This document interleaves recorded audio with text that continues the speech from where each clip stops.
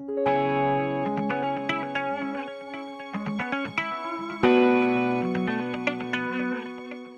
आज हमारे सामने है HP OmniBook 7 Aero 13 लैपटॉप।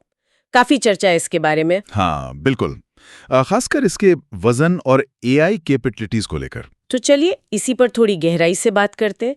देखते हैं कि ये अल्ट्रा लाइट लैपटॉप असल में कितना दमदार है। सही कहा, क्योंकि आजकल हल्के लैपटॉप तो बहुत हैं, पर परफॉर्मेंस और फीचर्स में कहीं ना कहीं समझौता दिखता है। बिल्कुल। तो सबसे पहली बात जो मुझे बहुत इम्प्रेसिव लगी वो है इसका वजन। हाँ, कितना है? 1 किलो से भी कम। अरे वाह, ये तो वाकई बहुत हल्का है ना?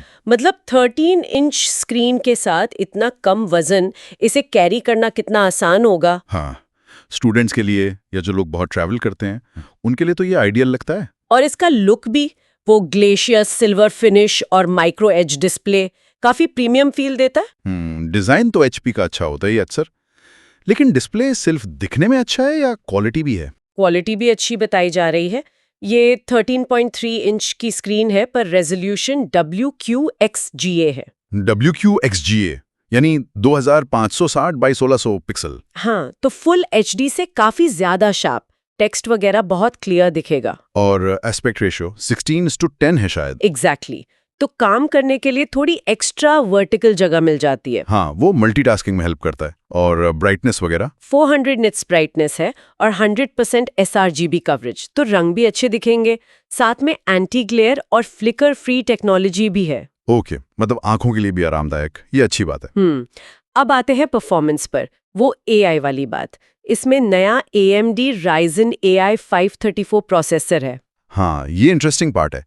ये जो Ryzen AI सीरीज है, इसमें डेडिकेटेड NPU है, न्यूरल प्रोसेसिंग यूनिट। NPU ये क्या चीज है? नॉर्मल CPU से अलग कैसे है? देखो, CPU तो जनरल काम करता है, GPU ग्राफिक्स संभालता है। NPU जो है वो खास तौर पर AI वाले टास्क जैसे मशीन लर्निंग के काम करने के लिए ऑप्टिमाइज्ड होता है। अच्छा। और इस वाले प्रोसेसर में जो NPU है वो 50 टॉप्स तक की परफॉर्मेंस दे सकता है। टॉप्स ये क्या है? ट्रिलियन ऑपरेशंस पर सेकंड। ये बेसिकली AI प्रोसेसिंग की स्पीड नापने का एक तरीका है। 50 टॉप्स काफी अच्छा माना जाता है एक पतले लैपटॉप के लिए। तो इसका फायदा क्या होगा आम यूजर को? फायदा ये कि जो AI फीचर्स हैं, जैसे विंडोज में कोपायलट प्लस के फीचर्स आएंगे, या वीडियो कॉल में बैकग्राउंड ब्लर करना, रियल टाइम ट्रांसलेशन। अच्छा, हाँ। वो सब लैपटॉप पर ही बहुत तेजी से और कम बैटरी खर्च करके हो पाएंगे। इंटरनेट पर डिपेंडेंसी कम होगी इन कामों के लिए। ओके, तो ये laptop Copilot plus PC ready है। हाँ बिल्कुल, ये उस कैटेगरी में आता है। ठीक है, प्रोसेसर के अलावा रैम और स्टोरेज कैसा है? इसमें 16 GB LPDDR5X रैम है। ये आजकल के अल्ट्रा बुक्स के लिए तेज और पावर एफिशिएंट स्टैंडर्ड है। और स्टोरेज? 512 GB की NVMe SSD है, वो भी काफी तेज होती है।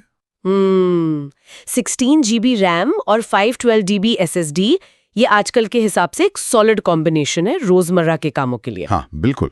और ग्राफिक्स के लिए इंटीग्रेटेड Radeon 840M है। ये कोई हैवी गेमिंग के लिए तो नहीं है, per day to day task और हल्के फुल्के क्रिएटिव काम के लिए काफी है। बस ये ध्यान रखना होगा कि शायद रैम सोल्डर की हुई हो, अपग्रेडेबल ना हो। हाँ, ज्यादातर इतने पतले लैपटॉप्स में रैम सोल्डर ही होती है, ये एक पॉइंट है। कनेक्टिविटी की बात करें तो पोर्ट्स कौन कौन से हैं? पोर्ट्स का सिलेक्शन अच्छा लग रहा है। 2 USB-C पोर्ट हैं 10 Gbps स्पीड वाले, और डिस्प्ले पोर्ट आउटपुट भी सपोर्ट करते हैं। चार्जिंग भी इन्हीं से होगी शायद? हाँ, USB-C पावर डिलीवरी होगी। साथ में 2 नॉर्मल USB-A पोर्ट भी दिए हैं, जो अच्छी बात है। हाँ, अभी भी कई डिवाइस USB-A वाले होते हैं। बिल्कुल। और एक फुल साइज HDMI 2.1 पोर्ट भी है। अरे वाह, HDMI 2.1, ये बढ़िया है। हाँ, और एक हेडफोन जैक तो है ही। वायरलेस के लिए Wi-Fi 6 और Bluetooth 5.4 है। तो पोर्ट्स को लेकर ज्यादा शिकायत नहीं होनी चाहिए, जरूरत की ज्यादातर चीजें हैं। हाँ, लगता तो यही है। अब आते हैं बैटरी पर। इतना हल्का लैपटॉप है तो बैटरी लाइफ कैसी होगी? कंपनी का दावा तो जैसा आपने कहा काफी अच्छा है। नॉर्मल यूज में 12 घंटे 15 मिनट और वीडियो प्लेबैक में 15 घंटे तक। ये तो ऑन पेपर फिगर्स है। रियल वर्ल्ड में थोड़ा कम ही रहता है अक्सर। हाँ, वो तो इस्तेमाल पर डिपेंड करता है, लेकिन अगर 8-10 घंटे भी निकाल दे तो इस वजन के हिसाब से बुरा नहीं है। और फास्ट चार्जिंग का क्या? वो भी है, HP फास्ट चार्ज। कंपनी कहती है 30 मिनट में 50% चार्ज हो जाता है। अच्छा, ये काम का फीचर है अगर जल्दी में हो तो। बिल्कुल। सिक्योरिटी फीचर्स के बारे में क्या? आजकल प्राइवेसी बहुत जरूरी है ना। हाँ, इसमें 5 मेगापिक्सल का IR कैमरा है, तो विंडोज हेलो फेस रिकॉग्निशन के लिए अच्छा है। और सबसे जरूरी इसमें फिजिकल प्राइवेसी शटर है, हाँ, वो शटर होना बहुत जरूरी है। और माइक म्यूट करने के लिए भी एक डेडिकेटेड बटन दिया गया है। ओके, तो प्राइवेसी का ध्यान रखा है और कुछ एनवायरनमेंट फ्रेंडली बातें भी थीं शायद। हाँ, कंपनी मेंशन करती है कि इसे रिसाइकल किए गए मेटल और ओशन बाउंड प्लास्टिक यानी समुद्र में जाने वाले प्लास्टिक से बनाया गया है। अच्छा। और इसे EPEAT गोल्ड सर्टिफिकेशन भी मिला है, जो इसके सस्टेनेबल डिजाइन को दिखाता है। ये भी एक प्लस पॉइंट है। सॉफ्टवेयर की बात करें तो विंडोज 11 होम है, और माइक्रोसॉफ्ट कोपायलट का सपोर्ट तो है ही, क्योंकि ये कोपायलट प्लस PC है। साथ में कुछ ट्रायल सॉफ्टवेयर भी होंगे शायद, जैसे एंटीवायरस या ऑफिस। हाँ, मैकेफी और माइक्रोसॉफ्ट 365 के ट्रायल वर्जन इसमें प्री इंस्टॉल्ड आते हैं, और ड्रॉपबॉक्स का भी कुछ ऑफर है। तो कुल मिलाकर देखें तो HP ओमनीबुक 7 Aero 13 एक बहुत ही हल्का प्रीमियम दिखने वाला लैपटॉप है। हाँ, जिसमें लेटेस्ट AI वाला प्रोसेसर है, डिस्प्ले अच्छा है, कनेक्टिविटी ठीक है, और बैटरी लाइफ भी प्रॉमिसिंग लगती है। ये उन लोगों के लिए काफी अच्छा ऑप्शन हो सकता है जिन्हें एक पावरफुल लेकिन सुपर पोर्टेबल मशीन चाहिए। Professionals, students, creators. बिल्कुल, ये दिखाता है कि टेक्नोलॉजी किस तरफ जा रही है, पोर्टेबिलिटी और परफॉर्मेंस का बैलेंस, और साथ में AI का इंटीग्रेशन। हाँ, ये AI वाला एंगल काफी इंटरेस्टिंग है। ये देखना होगा कि ये NPU असल में कितना फर्क डालते हैं रोजमर्रा के इस्तेमाल में। सही कहा। और सोचने वाली बात यह भी है कि जैसे जैसे ये AI क्षमताएं लैपटॉप में और गहराई से जुड़ती जाएंगी, तो ये हमारे काम करने, कुछ बनाने, यहाँ तक कि सीखने के तरीकों को कितना बदल देंगी।